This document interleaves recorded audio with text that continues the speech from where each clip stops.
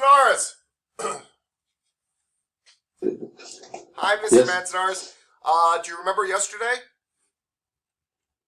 Yesterday, Yeah, because I do. Mr. Manzanares, what are the three calf muscles? the gastrocnemius, soleus, and plantaris. Yes. Mr. Manzanares, what are the three hamstrings?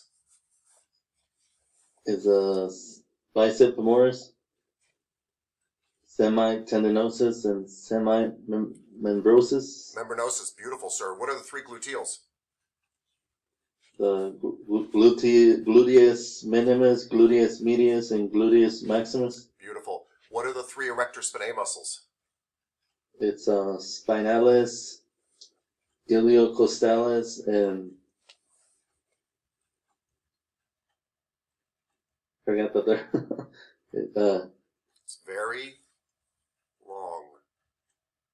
Longissimus. Yes. All right, let's review again. What are the three calf muscles?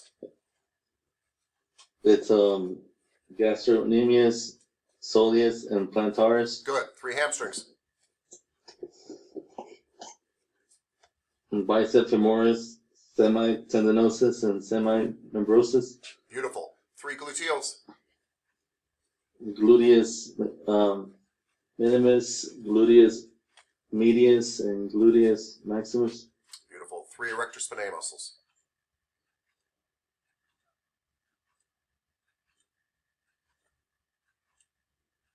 Spinalis, longissimus, and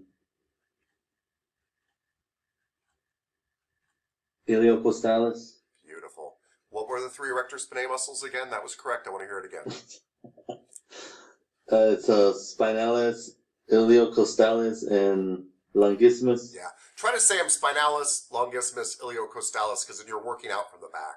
But that was beautiful. One last time and I'll leave you alone. Yeah, the order. Yeah, that's okay though. One last time and I'll leave you alone. What do I You say? said spinalis, longissimus, and iliocostalis. Beautiful. Thank you, sir. Thank you. Just so you all know, by the way, not trying to pick on anybody, but now it's time to nail down our anatomy, right? So if you don't know it, I'm going to come ask you every single day. Miss Dang.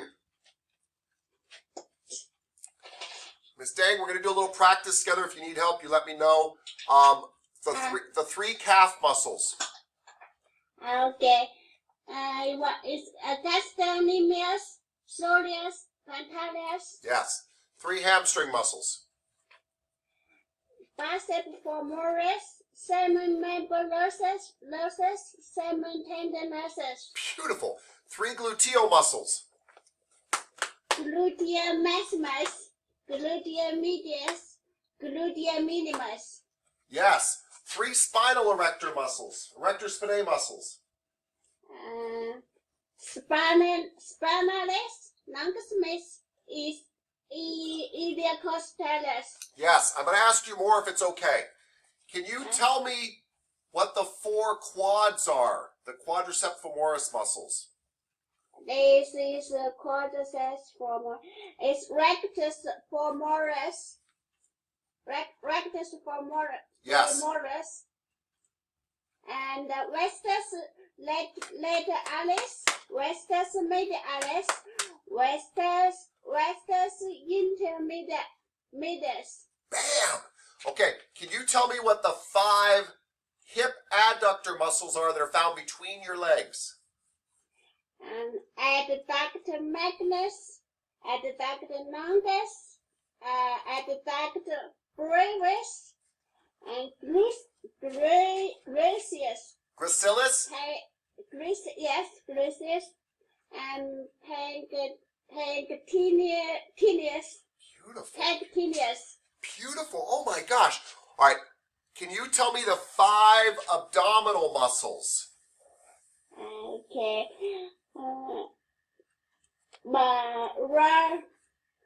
Abdominus. Yeah, Rectus abdominis. Yes. Internal oblique, external oblique, and this is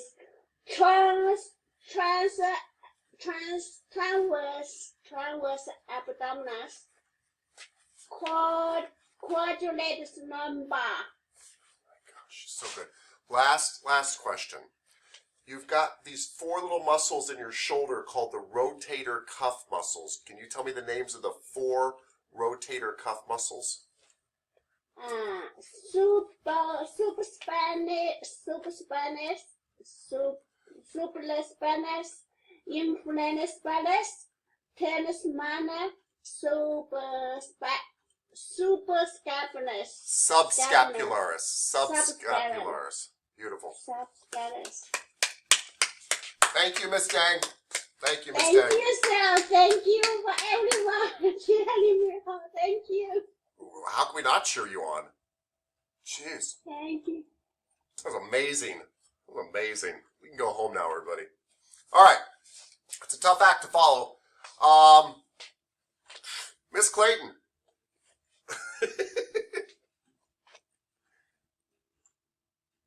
Miss Clayton. Dang, Miss Dang. Yeah, dang, Miss Dang. Miss Clayton, talk to me. Sorry, I was brushing my teeth. Oh, that's okay. Oral I had to hygiene. spit out. Is it? Miss Clayton, what are the 4 rotator cuff muscles that Miss Dang just told us? Supraspinatus, infraspinatus, subscapularis, and teres minor. Okay. Which 2 of those go together? Teres minor and teres minor and infraspinatus. Thank you. Which one of those, or which one or ones of those muscles are responsible for an abduction of the shoulder? Supraspinatus? Yes, because it's on top, and so it Yeah. pulls up. Which one of those or ones of those are responsible for a medial rotation of the glenohumeral joint? Subscapularis. Yes, because it's in front. It actually grabs in front, rolls in front. Which ones are responsible for a lateral rotation or an external rotation of the glenohumeral joint? Teres minor and infraspinatus. Yeah, excellent, excellent, excellent. Thank you, thank you, thank you. Really well done. Really well done. Mr. Mitruck. Hello.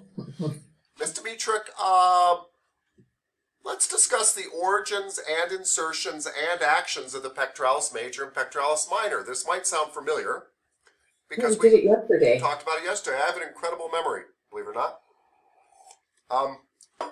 Especially for things that drive you crazy.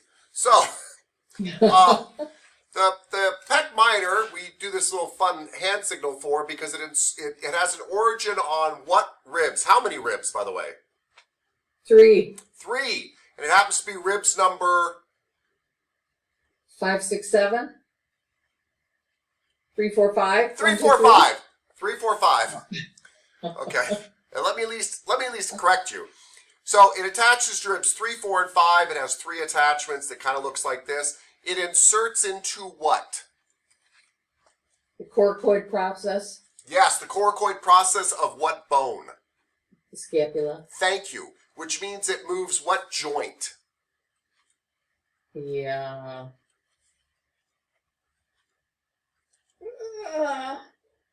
The shoulder joint. Really? Because this is kind of my shoulder joint.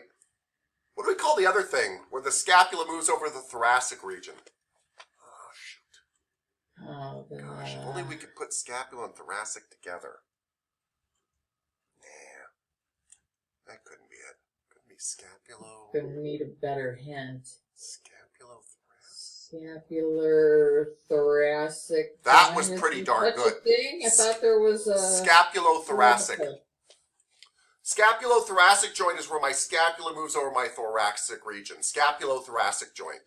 So that's what it moves. It pulls my scapula around. It's not really a joint, but in fact is, if you're going to call it anything, it's the scapula thoracic joint. I was thinking there'd be 2 bones in there. Well, if the problem is it runs over like 9 ribs, right? And so you've got to call it that whole region. It rolls over your whole thoracic region. Because your scapula is amazing, everybody. You guys have an egg built out of your rib cage, and the scapula actually moves front and back on it, up and down on it, quite a bit. This is why it's very hard to find people's scapulas when they move their arm around on the table. Because I can make my scapula touch my back, my spine right now, and I can get it way far away from it, 6 inches or so. And I can elevate it almost up to my ear and I can pull it way down. So the scapula floats around on the scapulothoracic joint. All right, so what joint was it that the pectoralis minor moves, Ms. Dimitrik? Scapulothoracic. That's right. And what two actions does the pectoralis minor have when it contracts? It is going to rotate the scapula and Yes, but that's not, yeah. What else is it really going to do? depress. It will depress. It goes diagonal, so it's going to pull the scapula down. Good. And it's in front. And it's gonna want to rotate it medially, or It's not really a rotating joint. yeah, I'm looking at you. Come on, give me some mouthing of the answers. Well, what happens if I pull my scapula in front? What do we call that? I'm just losing it today. It's okay. I'm going to ask you this every day until you get it, so don't worry. So it would protract or abduct, pull my scapula away from my spine, right? So because it is a diagonal muscle here in front, it will depress and protract or abduct the scapulothoracic joint, the scapula. Yeah? Cool. All right. That takes care of half the questions. Let's talk about the pectoralis major. Pectoralis major essentially has an origin on the medial half of the clavicle and the cartilage and sternum of the first 6 ribs. Where does it insert? Into what bone does your pectoralis major insert? To the humerus. Yes, actually into the crest of the greater tubercle of the humerus. What sort of actions can it create since it comes over here? What joint does it move? The glenohumeral joint. Yes, thank you, ma'am. Glenohumeral joint, not to be mistaken with the scapulothoracic joint. Awesome. Glenohumeral joint. And what can it do since it grabs over here? What can it do? And it's in front. It's going to medially rotate it. Yes. Really, really good answer, ma'am. It can medially rotate for sure. What else can it do? Horizontal adduction. Horizontal adduction, which is literally why people do bench press. They're actually horizontally adducting to work their pectoralis major. Nicely said. Because the fibers run different directions too, it can even help you do a Flex. flexion. Yeah, flexion of the glenohumeral joint. And by the way, this one's really tricky, everybody. Because the fibers also run up here, it really could help you do an extension. It can, because depending on which fibers we're talking about. Well done. Thank you, ma'am. Sorry to be annoying, but get used to it. Okay. Really well done. Really, really well done. Nice, nice, nice, nice, nice. Okay.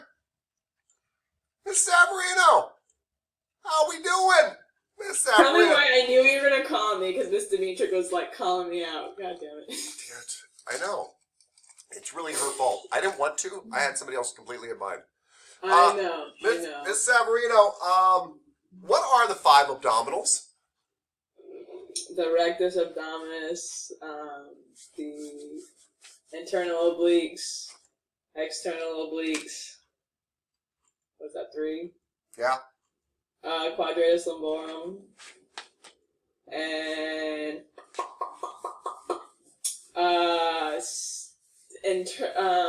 y'all are doing this, so it's the internus, the arbitrator. No. Let's see. I'm missing only one. Yeah. Sab, where does Dracula live? What's the name of his castle? I don't freaking know. Transylvania. Yeah. This one Out lives. of the word. This one lives in a particular plane, by the way, not the sagittal plane. The transverse plane. Transverse plane. So what is this abdominal called?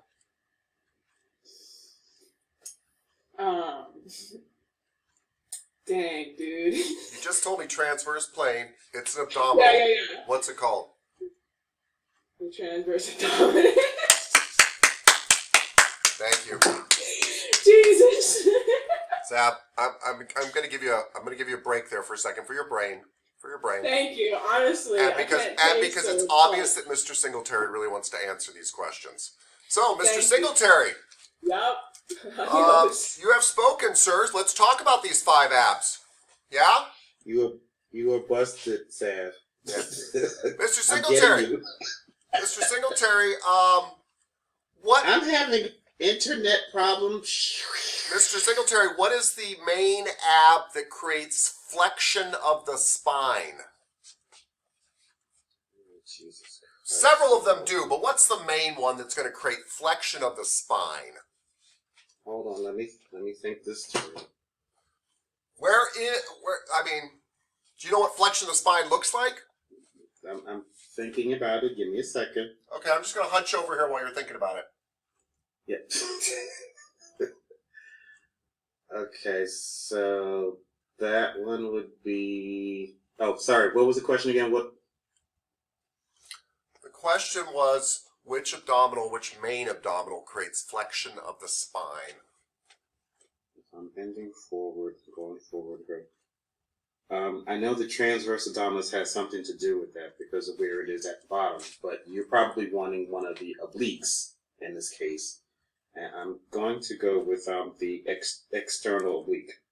It is, by the way, true, sir, that if the external obliques, because they run diagonal, if they work bilaterally, they create a flexion of the spine. That is very true. But I'm not convinced you are thinking about contraction. Muscles can only do one thing, sir, right? Right. What is that?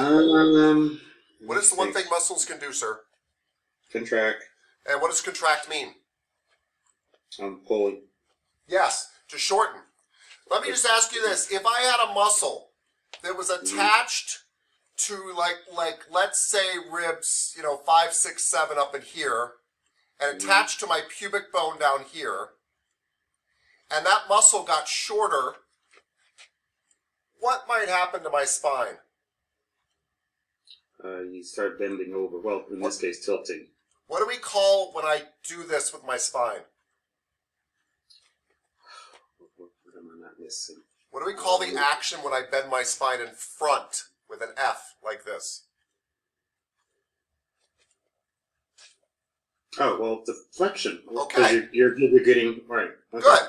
So I'm thinking something totally different. What Yeah, muscle flexion. creates a flexion? You were right about external obliques, but I'm not sure you knew why you were right.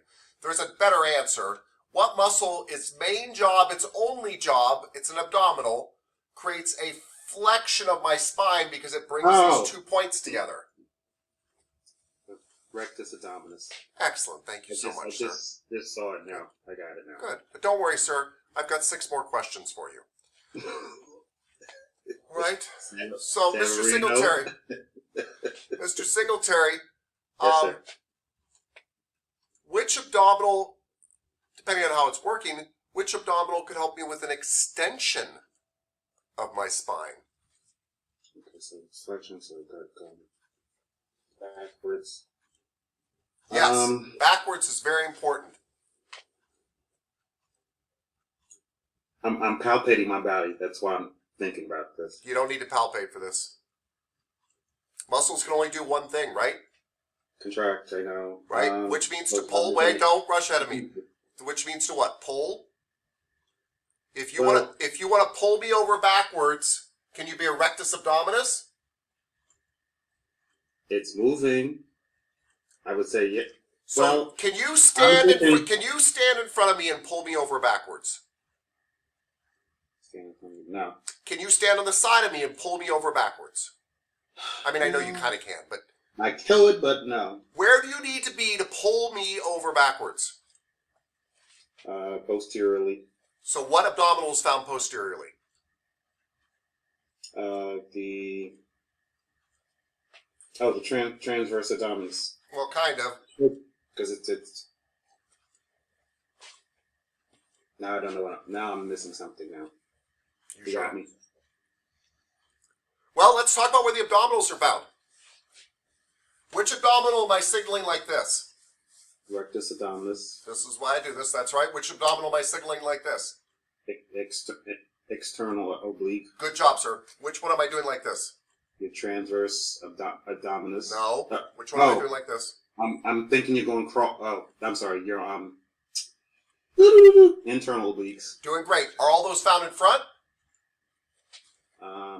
That would be the transverse, because I think of it like a corset in a way. When I think love of that. transverse. And you're absolutely right. It is like a corset, and it does wrap around to the back, but it's a circle here. All it is a belt. Anyway, but all these muscles are found in front. Can we think of an abdominal found in back that I haven't mentioned so far? Oh my god! I cannot believe I'm so stupid. Quadratus lumborum. This is why, everybody, we do the hand signals. Boom. If these two hands tightened, what would happen? Yes, you're contracting. Yeah. I can't believe I could not even think of that one. Okay. Well, by the way, sir, it is hard. I am calling you on the spot, and I am barking at you at this point, and that's a lot. So you're doing great, and I appreciate you letting me play with you. But we are going to get more aggressive with your guys' anatomy. So that's if they're working bilaterally, right? Yes. Okay. So we have two more really tricky questions for you, sir. Sorry. Yeah. Sir, if I were to laterally flex, which believe it or not is the same as elevating my hip is the same as laterally flexing because they both bring my rib cage and my hip closer to each other.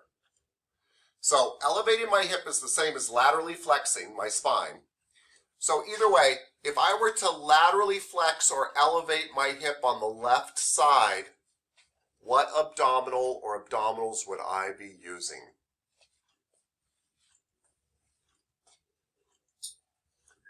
And let me help you again. I probably didn't mention this before, but muscles can only do one thing, Mr. Singletary. Contract. Which means to pull.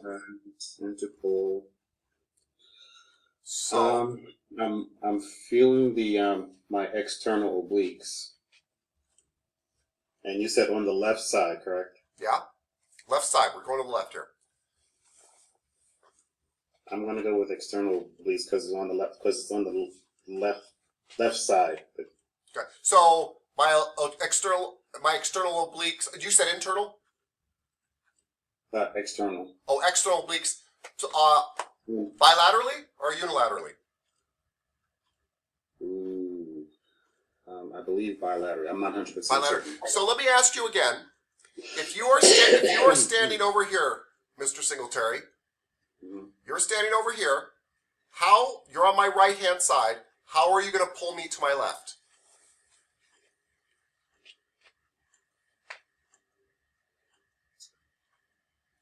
Oh, is it the external obliques, but it's on the opposite side to pull down to the left side is what is.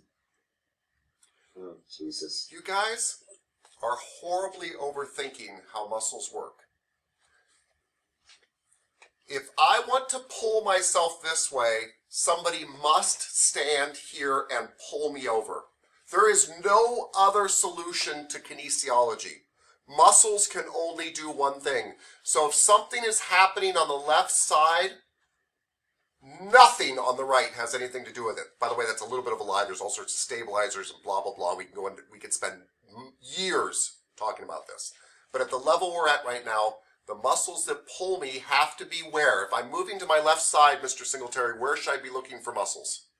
On the left-hand side. Thank you. Thank you. But what we were discussing before, where there was a muscle being pulled, you have to how do we phrase it? Where you're pulling one side, but it's actually the other side is, I guess, pulling. I'm Mr. Listingos here, I'm not suggesting that when I bend to the left, these sides lengthen, but no power is coming from that. I am stretching these other sides out. I guess that's what I was thinking. The because power you're not comes getting from, yourself- right, which is why it sounds like I'm being just like, but it's why I keep trying to, from day one, we've said muscles can only do one thing, which is pull. So if stuff happens in front of me, you must be in front of me. If stuff happens behind me, you must be behind me. Always, always. So tell me, what abs live on my left side? Basically, if you tell me basically what abs live on my left side, you're going to get this answer right. Your external and your internal obliques are on that side, the left side. Sorry. Okay, so what are you saying? And if you want me to pull which abdominals, if I'm pulling to the left, Yeah, if I'm pulling to the left, which abdominals can cause me to do a flexion to the left, elevation of the hip on the left? Same thing. Which abdominals are on my left side? Tell me. the external and internal obliques. Okay, but they're on both sides. So which ones are on my left side specifically? Just on the left side? Yeah. I think you're overthinking it, but I want you to tell me my left external oblique. Because I have two. That's why I was going. I was like, but we got two and one on each side. I'm trying to Okay, think one so specifically. so which abdominals can I find on my left side? Okay, now I got you. You want me to? Okay, the external obliques is what you're getting at. So the left external oblique? Oblique. Yes. Okay, that's true. Good. What else is on my left side? The right external obliques. The right external oblique is on my left side. Sorry. I meant left. Sorry. Left. The Okay. left external obliques. You already said that. Left external oblique. What else is on my left side? Left internal obliques. Oh, left internal oblique. Good. What else is on my left side? The transverse. Well, yes, the transverse abdominis because it goes around on the left side. Was that right? Yes? No? Miss Tapscott? Are you looking at me? Oh, no, I thought the picture froze. Yes. Quadratus lumborum on the left side. Wow. No, I thought the picture froze. You weren't moving and it just stopped. That's correct, sir. So are you telling me, sir, that if my left external oblique, my left internal oblique both pulled, and my left hip hiker both pulled, they would cause me to do a lateral flexion of my spine or a lateral or an elevation on the left side of my hip? Is that what you're telling me? Yes. Because you are 100% correct, because muscles can only pull, and those are the muscles found on my left side. What was throwing me is that I was looking for one word, but there can't be one word because there's one on each side. Don't look for words, anybody. Don't. Think of little elves standing here, and where do they have to stand, and what would they be pulling as a rope to get you to go there? That's all I want you to think about. That's how you move. Magical little elves we call muscles, but this is a great place. Mr. Singletary, thank you for your patience, by the way.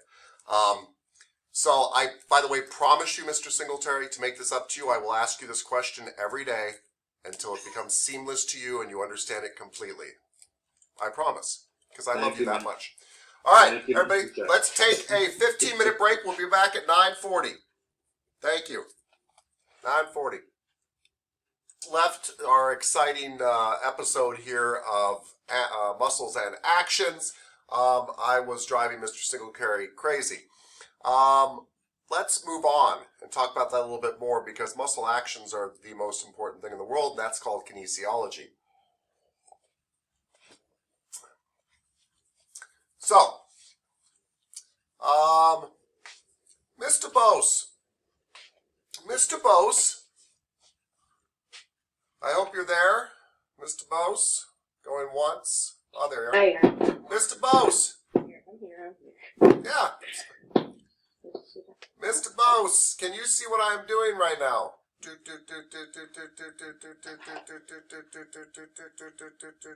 Yeah, you're flexing. Thank you. I am. I'm doing a flexion.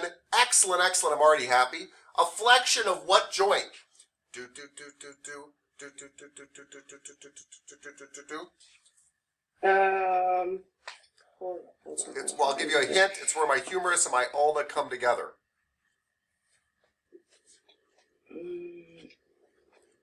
And that's a really good hint. I know. Hold on. Shoulder is the Don't use memorization. Use what you know. What do we call the intersection of 59th Avenue and Bell? We call it the intersection of 59th Avenue and Bell. What do we call the place where my humerus and ulna meet? The intersection. Hold on. The humerus in your elbow, the olecranon process. Why don't we just call it my humeral ulnar joint? What? Well, that's how joints are named. Humeral Ulnar joint. Can you spell that? No. This is my humeral ulnar joint. It's where my humerus comes together with my ulna. That's how we name joints. The glenoid fossa comes together with my humerus, and we call that the glenohumeral joint. My scapula comes together with my thoracic joint. We call that my scapulothoracic joint. We name joints by what two bones or areas come together. Yes, there's an electronon process down here, but the joint is the humeral ulnar joint. Anyway, you are right that I am doing a flexion of, what was the joint again called, Ms. DeBose? The humeral ulnar joint. Thank you. That's awesome. Hey, Ms. DeBose, last question. Yes.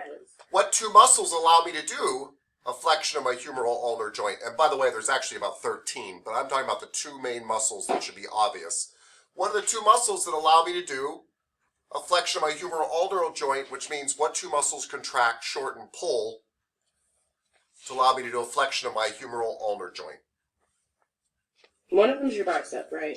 Yes, thank you. That's exactly the kind of thinking. Specifically, yes, my biceps brachii, because you do have a biceps femoris. Biceps brachii. And then there is a muscle underneath my biceps brachii that does flexions of the humeral ulnar joint all day long. That's all it does. And what is it called? Don't you break my heart, by the way. My achy breaky heart. The brachialis. Yes, Mr. Mouse! Boom! And she knocks it out of the park. That's exactly right. She just described not only just like memorizing muscles, she actually can figure out where they're located. They're located on my anterior arm. They reach down here and they pull. And that creates a flexion of the, what was that joint called again, Mr. Bose? The humeral ulnar joint. Excellent. Thank you very much, ma'am. It's been a pleasure talking to you. Mr. Godot! Mr. Godot, can you see what action I'm creating right now?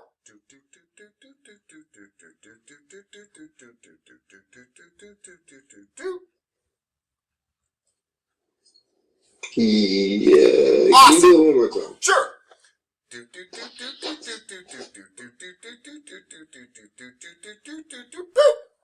What action is that, sir?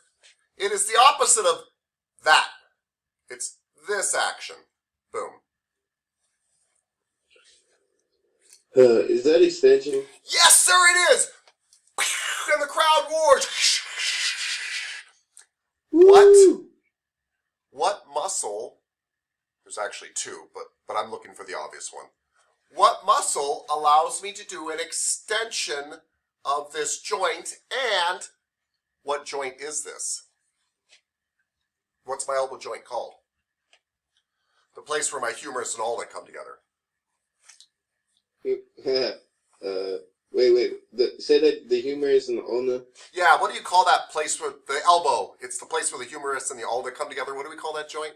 I heard it was like humeral ulnar joint. That's or it. something like That was perfect, sir. It's called the humeral ulnar joint. Bam! Another one out of the park. So, Hey. what muscle creates an extension of the humeral ulnar joint? And you're done.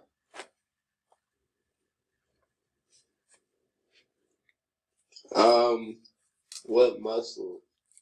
Oh shoot. Yeah. I was on the roll. It would help almost right now if you had 3 heads to help you think. That would be very helpful. Yeah. Oh my gosh. I mean, you got a great head, but if you had 3, oh my gosh. 3. Oh, is it a bicep? Wait, no. Hold on. 3 heads. I know that's a clue. Damn.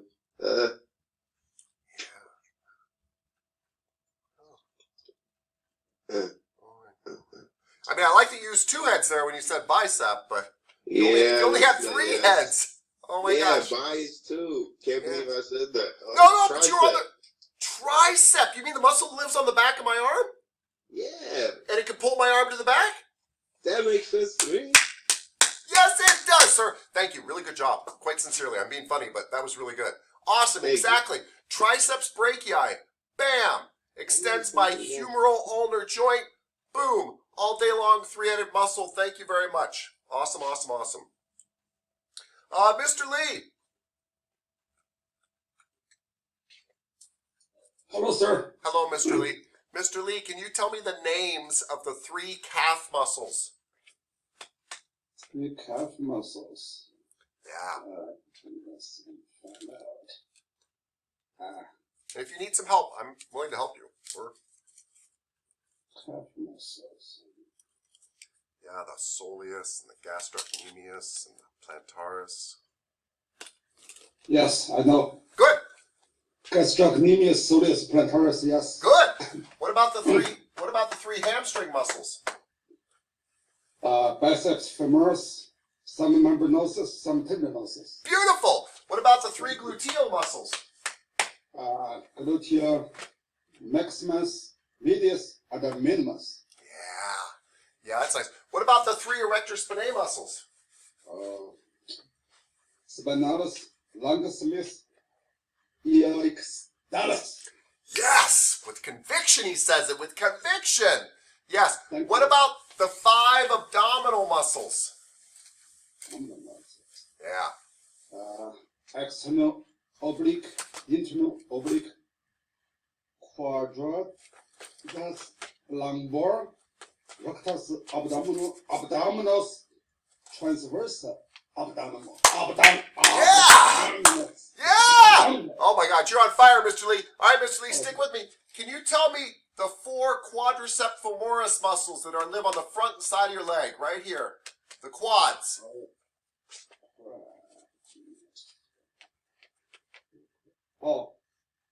Vastus intermedius, vastus lateralis, vastus medialis, rectus femoris. Mr. Lee, that was beautiful. Last question. What are the 5 hip adductor muscles that are inside my leg?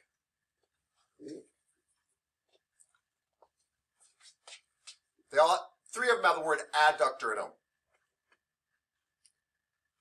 Adductor brevis, adductor longus, Yeah. adductor magnus, Yes. gracilis pectineus. Pectineus. Mr. Lee, it's been a pleasure. Thank you. And thank you for saying it with conviction. Yeah. Yeah. You show those muscles who's boss. Thank you, thank you, thank you, sir. Awesome.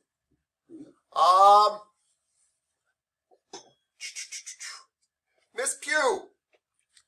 Are you there? I know you having car. Hello. I know you're having car trouble. Can you answer a quick anatomy question? Yes. Miss Pugh, listen carefully. Can you tell me the 3 muscles that live in my posterior femoral compartment? 3 muscles that live in my posterior femoral compartment. Where is my posterior femoral compartment? The hamstrings? Yes! And I love what Miss Everson's doing too. She heard posterior and she thinks behind me. And then femur, right? Yes, the hamstrings. What are their names?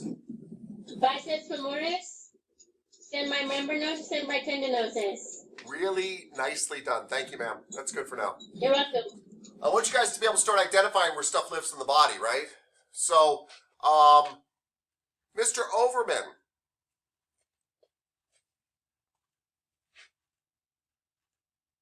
Yes. Can you tell me the 7 muscles that live in my posterior leg compartment?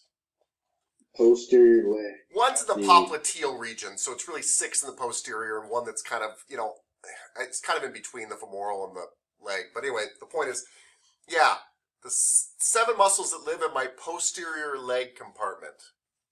All right, got gastrocnemius, soleus, plantaris. Yes. Then you have the flexor digitorum longus, flexor hallucis longus, and the tibialis posterior. Yes. And the popliteus. Yes. Yes. Which one is the key that unlocks the knee? The popliteus. Yes. Which one is part of the back fascial line? The gastrocnemius. Yeah, gastrocnemius. Yeah, the most superficial is the most, and is the back part of the back fascial line is gastrocnemius. Sir, excellent. Really, really nicely done. Thank you, thank you, thank you. Thank you. Yeah. Mr. Jones. Yes, sir. Mr. Jones, what action, wait, I'm not doing it yet. What action am I performing now? Flexion of the hip, extension of the knee. Good. So let's stick with extension of the knee. And Okay. well said, by the way, thank you. By the way, what's the name for the knee joint where the tibia and the femur come together? Tibia femoral joint. Oh my gosh, you just put those two words together and got the right answer. Yeah, I almost did it the I opposite never way. thought It about just that didn't before. sound right. Yeah, it doesn't sound right, but it still would have been right, by the way. But yes, we Yeah. normally say tibial femoral. I don't know why. But you put them together and you got the right answer. Easy peasy. So that's the knee. I love that. Can you tell me the muscles that are found? And there's actually 5.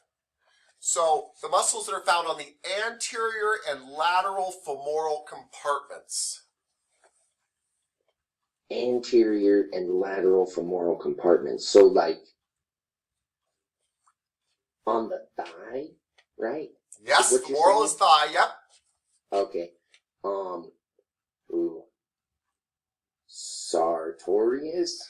Yes, that's the one that doesn't go with the other ones. Yes, sartorius is this diagonal muscle that runs in the anterior compartment all the way across. Yes, beautiful. Then you have gracilis? Or Is that- pectineus? Aren't those Pectineus? on the medial femoral compartment? Yes. Between my legs?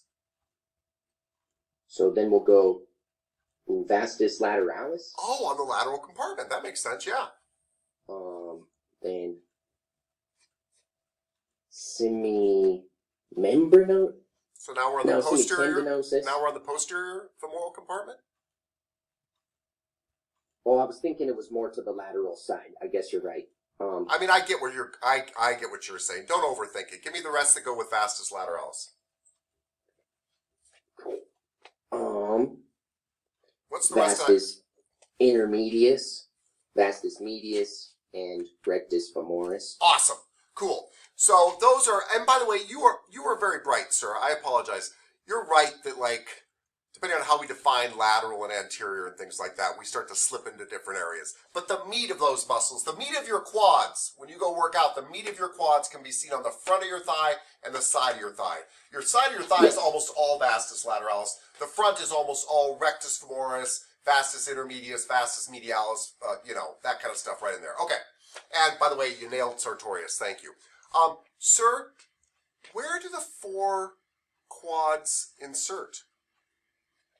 I feel like we've had this discussion before. Into the tibia.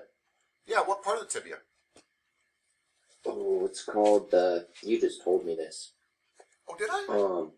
Yeah, like a day ago or so. What a coincidence. I called on you again and asked you the same question? Well, similar. Interesting. It wasn't the pes answeritis, because that's what I said. It's the patella.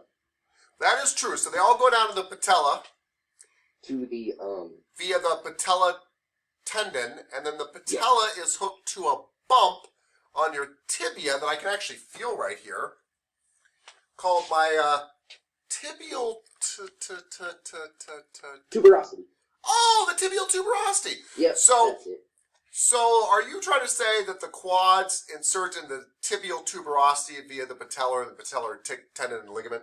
Yes. Oh, thank you so That much, is sir. correct. Cool. Awesome. I love that. Last question about, 2 questions about the quads. What is the main action of all 4 quads? What do they do? Extend the knee. Yes, he's 100% right. You sit down on leg extensions in the gym, you know it, you feel the burn, boom. What is the other action that the rectus femoris also performs? Flexion of the hip. Flexion of the hip, which can also lead to an anterior tilt. Very well done, sir. Thank you very much. And Nice, then the nice. sartorius brings like your your heel to your hip.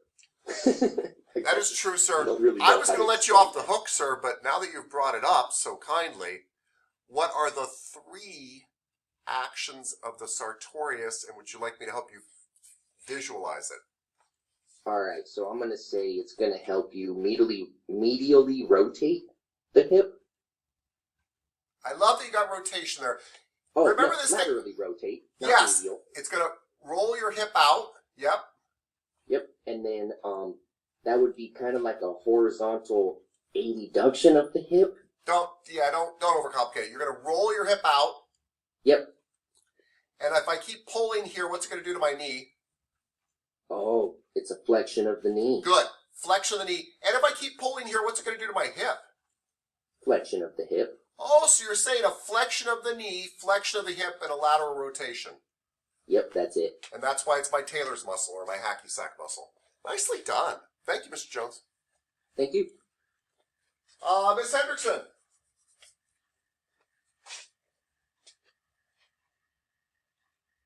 Yes. Hi, Miss Hendrickson.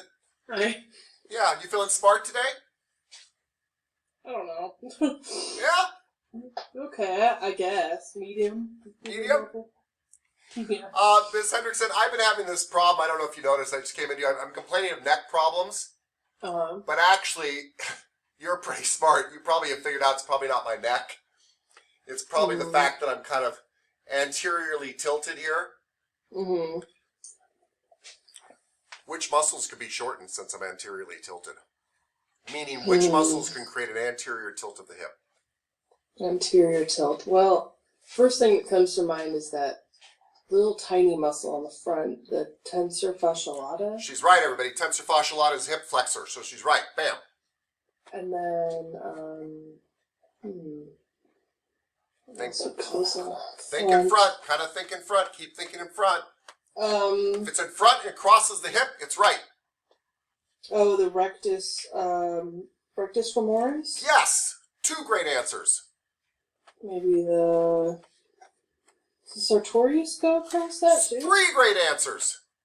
I love what she's doing. She's just keep naming stuff in front. Is there something else that's kind of in front? They only have to be kind of in front. The gracilis? No. No. By the way, don't get me wrong. Some of your adductors are enough in front that they can do some little tweaking. But let's not go there yet. Okay. Your pectineus actually is enough in front that it can do a little tweaking, but that's not usually a major culprit. We're looking for... So far we've got tensor fasciolata, rectus femoris, and sartorius. I love that. So let's see. What else? Oh, the gluteus minimus. Oh my gosh, what a great one. I didn't even think of that. The gluteus minimus. That's true too. What else? Sometimes I like to stick my the fingers... obturators internus. Oh wait, no, that's in the back. Oh! Oh, you're talking about the adductors in the hip. On my inner thigh here? Adductor brocus? Inner thigh. No, that's in the front. So what goes over the... If only there was a muscle that hooked to the inside of my lower back and went down into my hips and then went into my lesser trochanter. Iliopsoas. Oh, that was 2 muscles, and that was Oh, correct. the psoas major. By the way, psoas, you were right, by the way, iliopsoas, psoas major and iliacus. Fantastic. Very good answers. There you go. Lots and lots of stuff. And by the way, those are the main flexors of the hip, the iliopsoas. Well done. Good. So you would rub my neck, but you would make sure to try to lengthen those by getting me into a hip extension so we take care of that. Yeah? I love it. Very well done. All right. Okay, everybody, let's talk about some new muscles that aren't so new.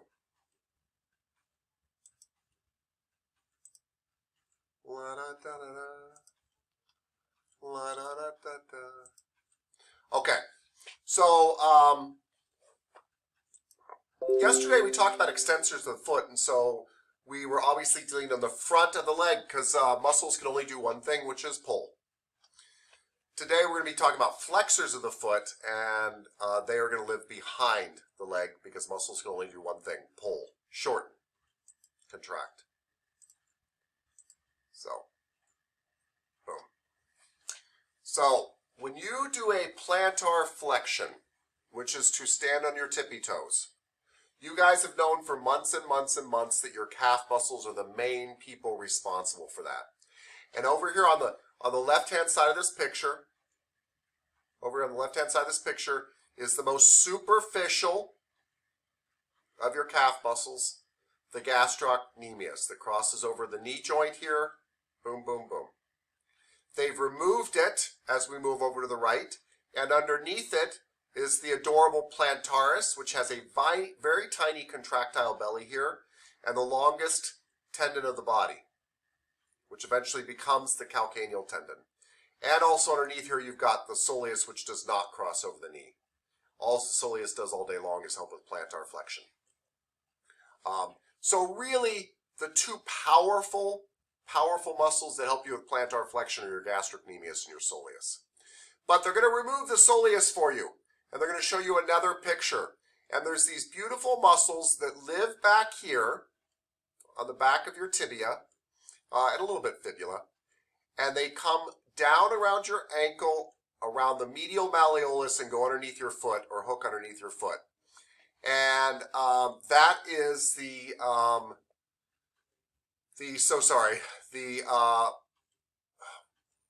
you, I'm sorry, I didn't think they had one of the muscles down here, I didn't see it. Tibialis posterior, and flexor digitorum longus, and flexor hallucis longus.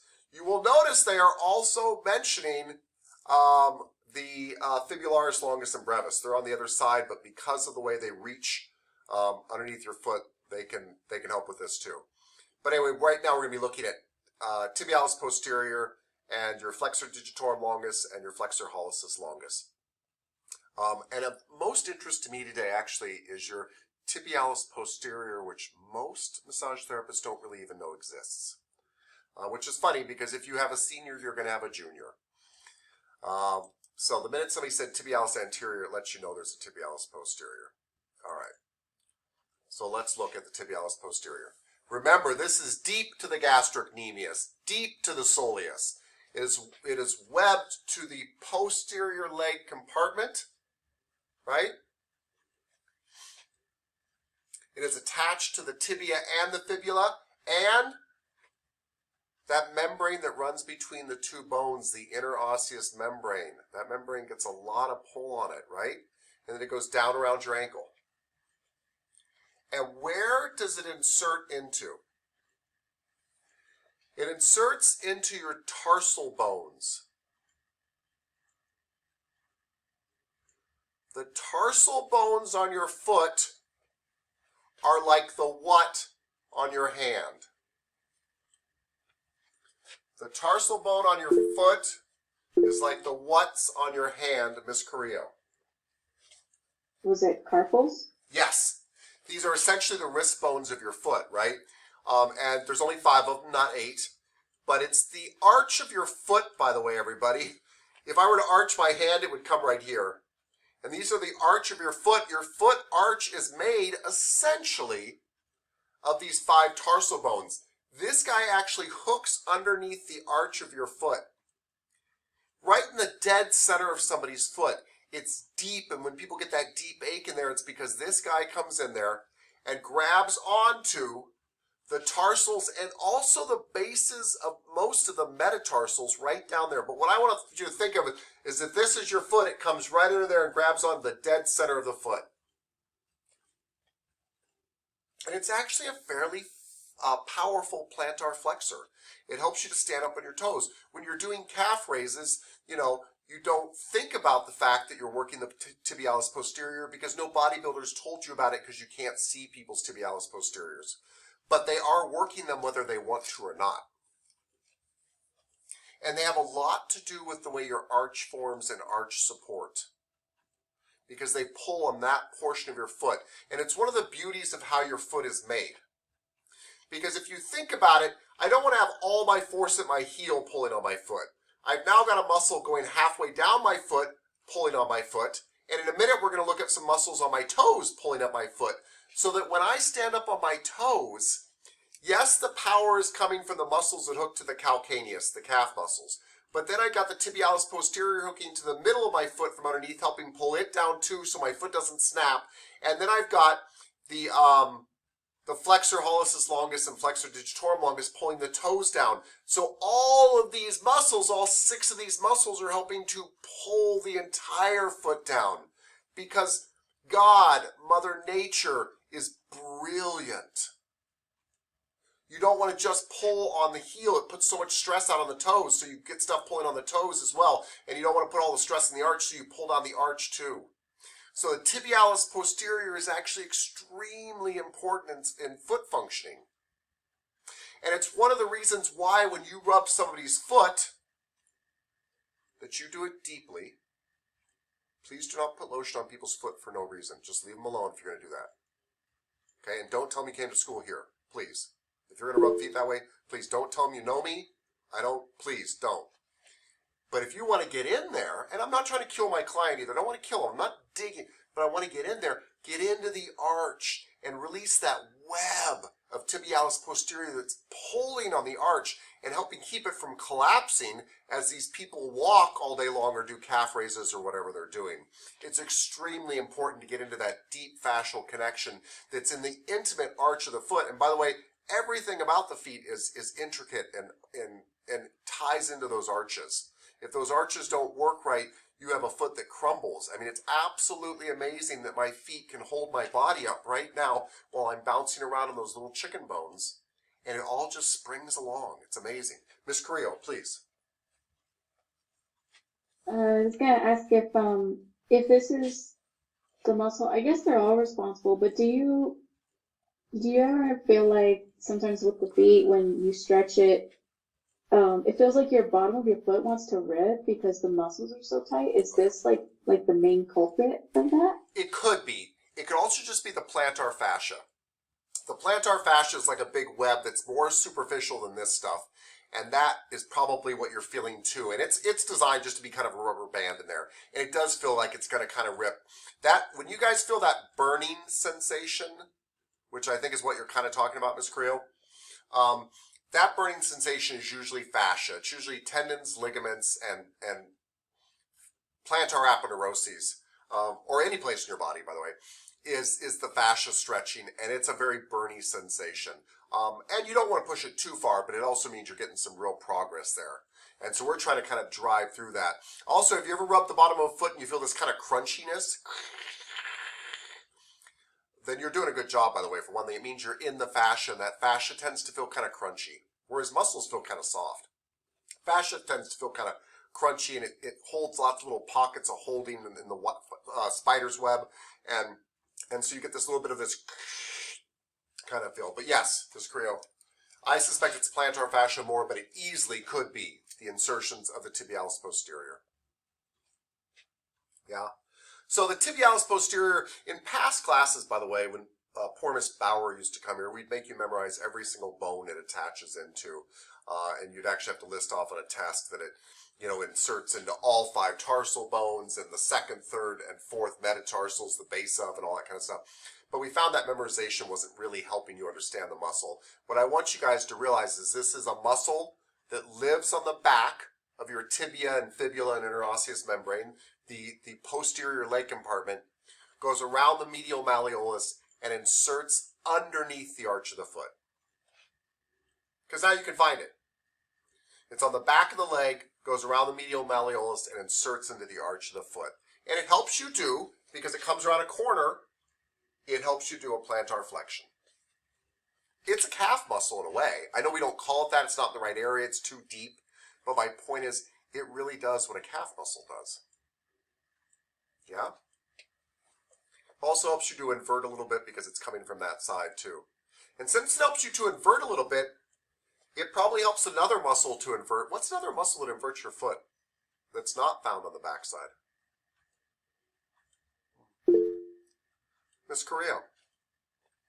Was that the tibialis anterior? It is the tibialis anterior because it crosses over your foot and goes to the medial side. Thank you so much, Miss Carrillo. Awesome. All right, that is your tibialis posterior. As I said, your brain is brilliant. Mother Nature is brilliant. God is great. However you want to look at that.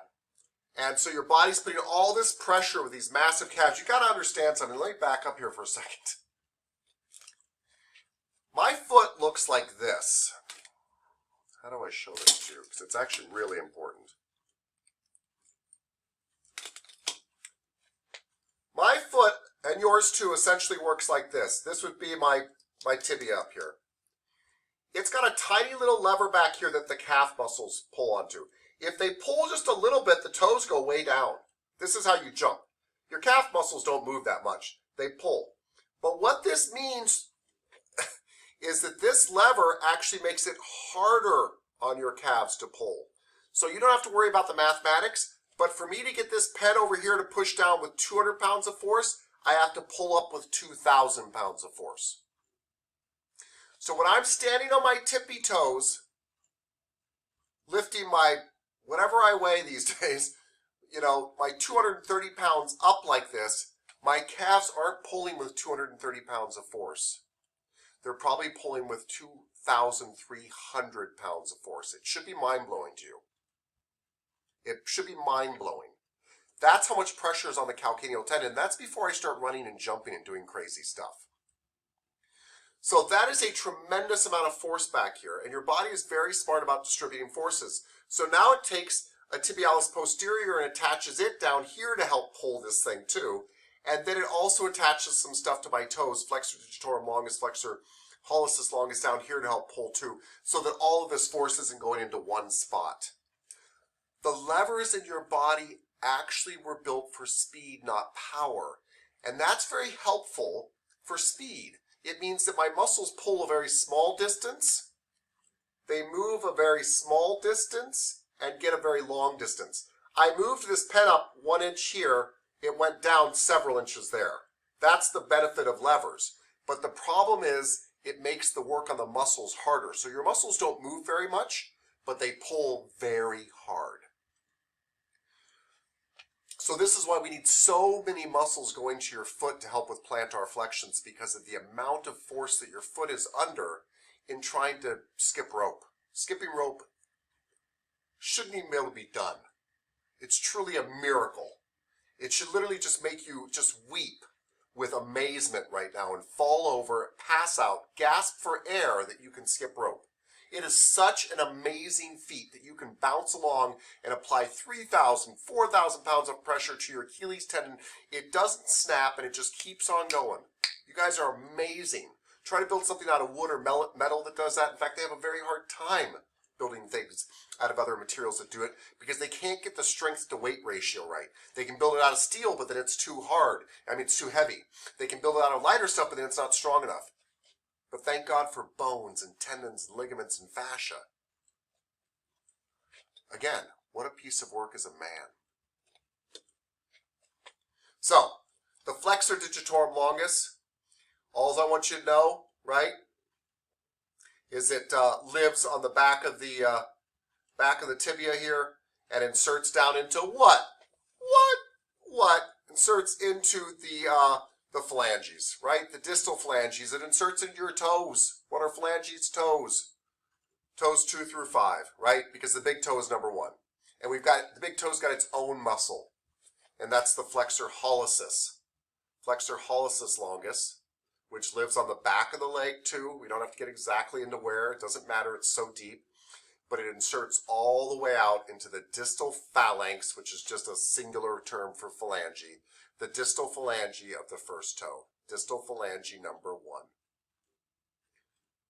So, on the back of your leg, you've got 3 muscles that insert into your heel. Soleus, gastrocnemius plantaris. You've got a muscle that inserts into the arch of your foot from the back of your leg, tibialis posterior. And you've got 2 muscles that insert into your toes. Flexor digitorum longus and flexor hallucis longus, hallucis longus, and they all help with a plantar flexion because of the amount of power it takes to get that lever moving. And yet, it allows you to be fast. And it's amazing. And those are the 6 muscles that are really in that posterior leg compartment. I realize we've been throwing in the 7th one, which is in the popliteal region, which is the popliteus, but that has nothing to do with foot movement. These all have to do with foot movement. Yeah? Yes. Okay. Beautiful. I want to show you one other picture here because it's extremely important and beautiful. Just to show you all of the stuff that's coming around the medial malleolus. Coming around the medial malleolus, it goes underneath a ribbon-like fascia called your flexor retinaculum. Goes underneath here. You can rub these tendons here. Feels good. Feels nice. And then you can see the tibialis posterior inserting into the arch of the foot here, and you can see this other stuff going up to the big toe and the other toes. Boom. Good stuff. Let me stop sharing there. Awesome.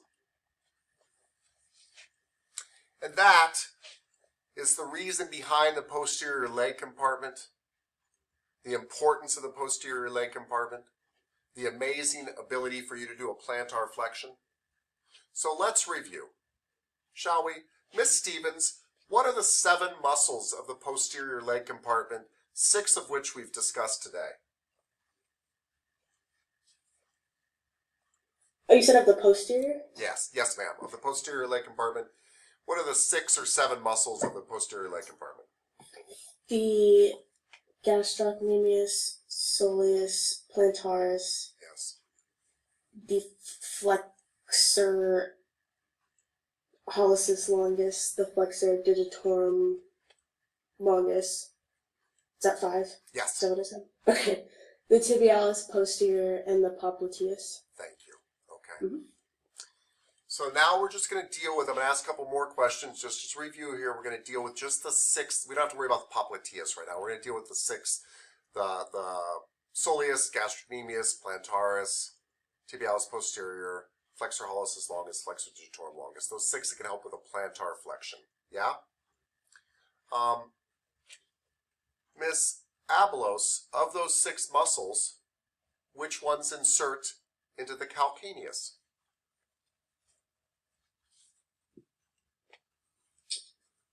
There are 3 that feed in and combine to create the Achilles and the calcaneal tendon into the calcaneus.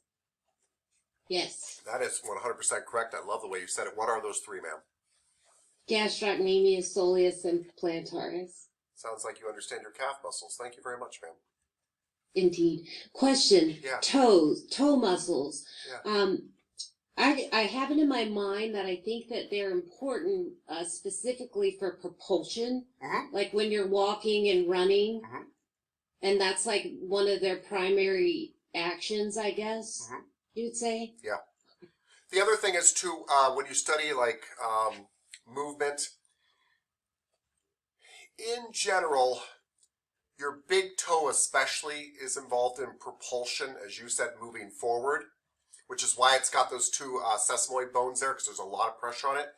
The other digits 2 through 5 have a lot to do with balance. So they help you with propulsion too, but they kind of help you not like fall out to the side. They're kind of like little thruster rockets. So you keep like going forward on the big toe, and these little side guys kind of keep you balanced. But well That's said. in there. I'm going to keep that. I love Thank that. you. Thank you, ma'am. Thank you.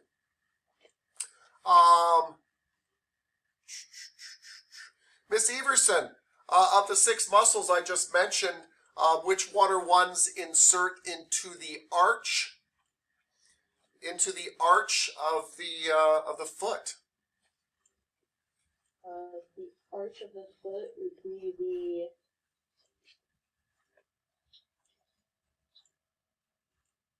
like into all 5 tarsal bones and 2 through 4 of the base of metatarsals too. The arch of the foot. I'm sorry, what, ma'am? the flexor digitorum longus. But doesn't flexor digitorum longus literally mean the muscle that flexes the digits? I don't think the digits are part of the arch.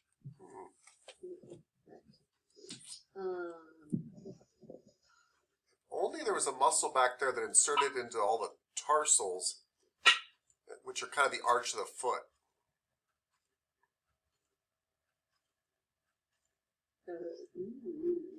Sorry, what, ma'am? I don't know. Okay, that's honest. It is the tibialis posterior. And I'm making a big point about this. So the tibialis posterior comes underneath your medial malleolus and it inserts into the arch of your foot. That's where your tarsals are, those bones and everything. So which muscle inserts into the arch of the foot, ma'am? The tibialis posterior. So Thank that's a part of the stirrup muscle. It's part of the what? Stirrup muscle. No, you're thinking of tibialis anterior. Oh, okay.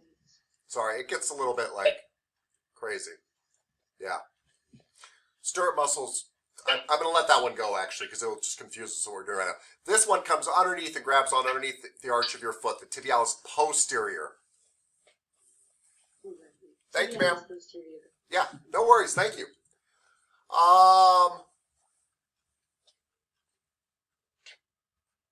Mr. Snell, Yes. what muscle in my posterior leg compartment inserts into my big toe?